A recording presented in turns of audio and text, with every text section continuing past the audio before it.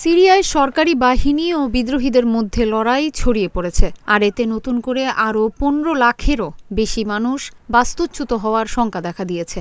শুক্রবার জেনেভায় জাতিসংঘের বিশ্ব খাদ্য কর্মসূচির জরুরি সমন্বয়ক, কৌশলগত বিশ্লেষক ও মানবিক কূটনীতি বিষয়ক পরিচালক সামের আবদেল জাবের এক বিবৃতিতে এ তথ্য জানান।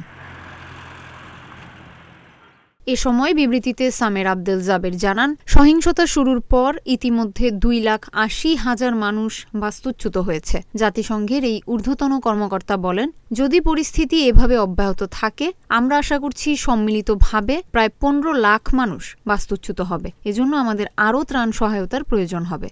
সিরিয়ার উত্তর পশ্চিমাঞ্চলে ইদলিব ঘাঁটিতে বছরের পর বছর অনেকটা ঘাপটি মেরেই ছিল বিদ্রোহীরা। হঠাৎ করে তারা সরকারি বাহিনীর বিরুদ্ধে তীব্র আক্রমণ শুরু করেছে। 13 বছর ধরে চলা এই গৃহযুদ্ধে এবারই সবচেয়ে বেশি আক্রমণ, পাল্টা আক্রমণ দেখা যাচ্ছে।